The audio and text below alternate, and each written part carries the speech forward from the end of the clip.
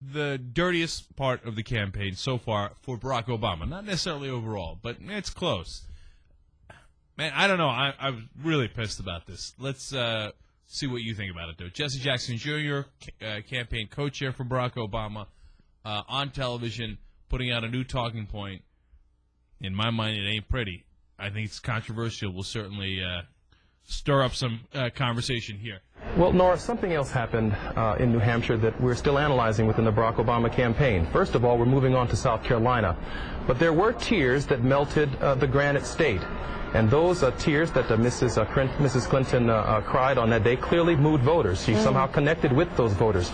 But those tears also have to be analyzed. They have to be looked at very, very carefully in light of Katrina, in light of other things that Mrs. Clinton did not cry for, particularly as we head to South Carolina, where 45% of African Americans will participate in the Democratic contest, and they see real hope in Barack Obama. We saw something very clever in the last week of this campaign, coming out of Iowa, going into New Hampshire. We saw a sensitivity factor, something that Mrs. Clinton has not been able to do with voters, that she tried in New Hampshire. Not in response to voters, not in response to Katrina, not in response to other issues that have devastated the American people, the war in Iraq. We saw tears in response to her appearance. So her appearance brought her to tears, but not Hurricane Katrina, not other issues.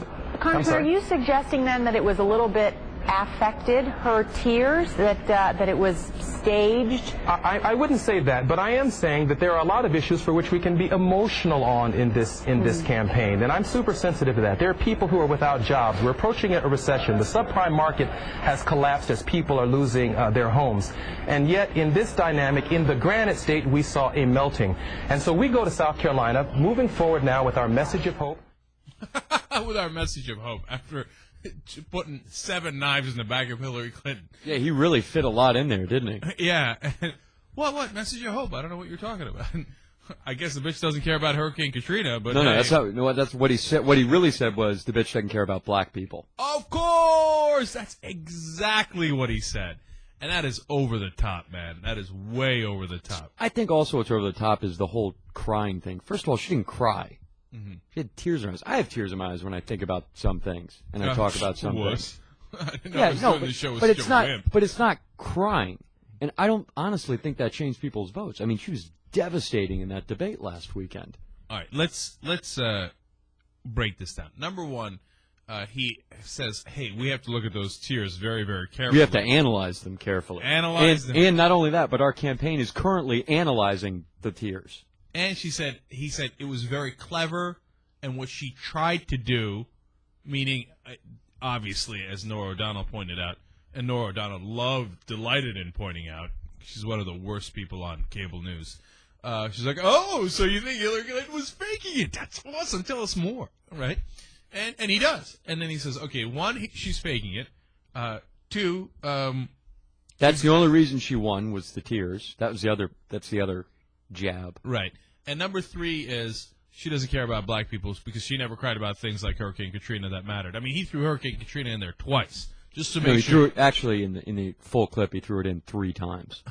Just to make sure you didn't miss it, right? Which is totally over the top. The thing is, look, first of all, you didn't need to go after tears anymore because the media has already, way overanalyzed it. It's not like they underanalyze it and you wanted to point out something that they missed, right? Just let it be. They were doing your work for you. B, they weren't.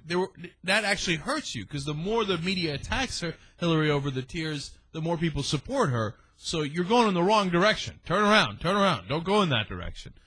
And then C, to turn around and the point about how she just cried for herself and not for other things. The funny thing is, if he had done it in a more politic way, it's actually not that bad a point, okay? She's like, I just, care about the country. No.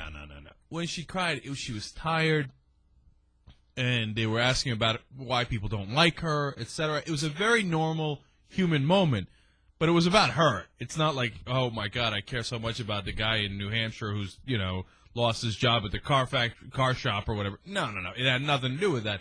And it's an interesting and fair point to point out what makes her cry, right? And it's not empathy for others.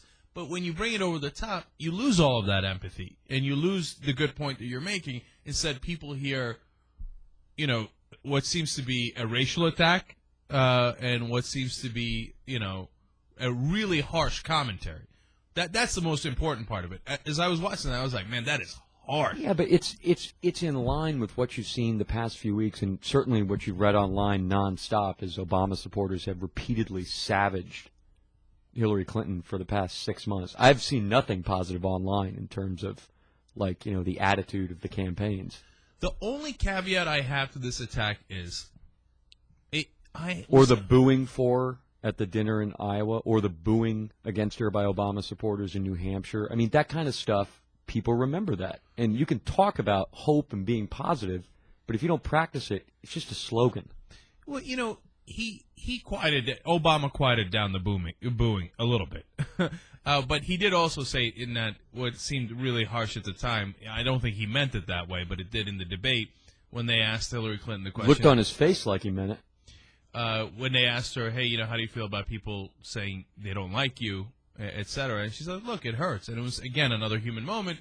And Obama comes back and says, no, you're likable enough, Hillary. And I was like, ouch. Okay. Oh, Mr. Likable has deemed you likable enough. Okay, don't get me wrong. I'm still on Obama's side. Okay, Dude, I'm not. But you got to call it like it is. Okay, and this is not the right way to go. The one caveat is, it made me think, you know what? These guys might be tough SOBs. So maybe the Republicans in the general election, maybe they won't push them around. Because if they go this hard after a Democrat, wait till you get a load of them against a Republican. So I thought, that kind of swung me a little bit to maybe not so bad. The race thing is out of the bottle. Well, it's race. It's race and gender. It's both. People vote their identities, except for me, because I'm not going to vote for John Edwards. The race thing is out there all of a sudden. It wasn't out there before. Now it's definitely out there. Okay, we got to wrap this primary thing up.